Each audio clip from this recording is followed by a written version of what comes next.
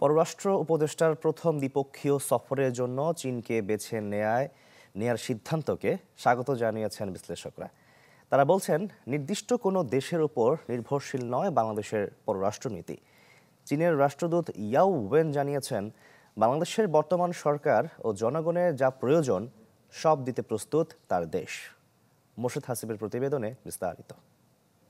250-টিরও বেশি design option নিয়ে Walton smart fridge, বোঝে আপনার প্রয়োজন।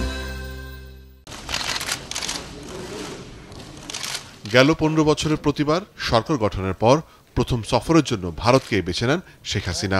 এর পেছনে কারণ হিসেবে ছিল যতটা না কূটনৈতিক সম্পর্ক, তার চেয়ে বেশি দেশটিকে খুশি রাখার মানসিকতা।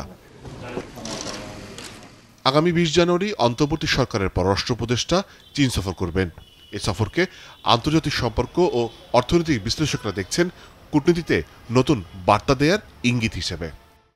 দেখেন, প্রথমে এই যে বাংলাদেশের ফরেন অ্যাডভাইজার একটা বাইল্যাটারাল ভিজিটে যাচ্ছে চায়নার মতো একটা গ্লোবালি ইম্পর্টেন্ট অর্থনীতির দেশে, সেটা আমার মনে হয় খুব উৎসাহব্যঞ্জক। কারণ আমরা গত 15 বছরে দেখেছি যে আমাদের পররাষ্ট্রনীতি, ইনক্লুডিং আমাদের পররাষ্ট্রনীতির মাধ্যমে যে ইকোনমিক অপরচুনিটিস সিকিউর করা সম্ভব, সেটা আসলে একটা জায়গায় দক্ষিণ এশিয়ার একটা দেশের মধ্যে কনসেন্ট্রেটেড হয়ে গেছিল। সেটা আসলে দেশের স্বার্থের জন্য খুব একটা বুদ্ধিমানের কাজ ছিল না। পররাষ্ট্র উপদেষ্টা তার যে দ্বিপাক্ষিক সফরটা শুরু করছেন সেটা চীনকে দিয়ে করছেন। চীনের পরিবর্তে মার্কিন যুক্তরাষ্ট্র হলেও সাধুবাদটা তিনি পেতেন, এবং সেই জায়গায় যদি লন্ডনও হতো তাহলেও তিনি সাধুবাদটা পেতেন। এই কারণে যে তিনি নিজের যে ফরেন পলিসির যে ইন্ডিপেন্ডেন্সটা তৈরি করা, বা মানে যেটাকে আমরা বলি যে ইন্ডিপেন্ডেন্ট ন্যারেটিভ তৈরি করা, সেই পথে তিনি হাঁটছেন। চীনের প্রেসিডেন্ট শি জিনপিং এর সফরে করা $25 বিলিয়ন চুক্তির মাত্র 8 বিলিয়নের মতো পেয়েছে বাংলাদেশ। এই অর্থপ্রবাহে গতি আনতে চায় সরকার। একই সাথে নতুন বাস্তবতায় রোহিঙ্গা সংকট নিয়ে চীনের সাথে আলোচনাও জরুরি হয়ে পড়েছে। তাই বিশ্লেষকরা বলছেন, দেশটিকে আস্থায় নিয়ে সমাধানের পথ খুঁজতে হবে।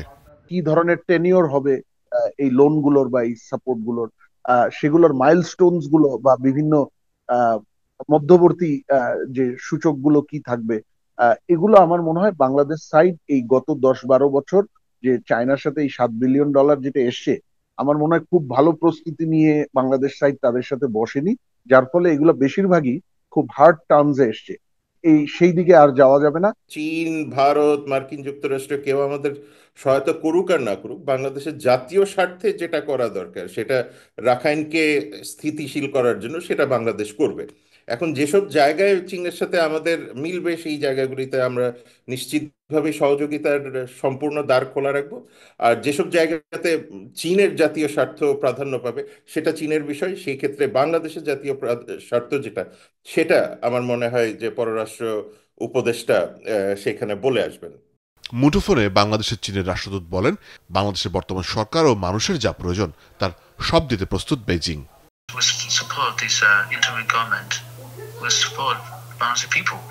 So the visit also highlight the support China renders to Bangladesh, and we'll also discuss in which way we can enhance our cooperation.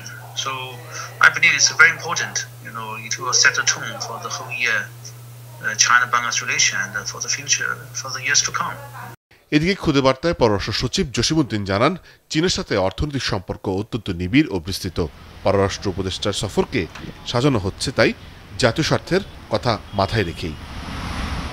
Morshed Hasib, channel 24, Dhaka.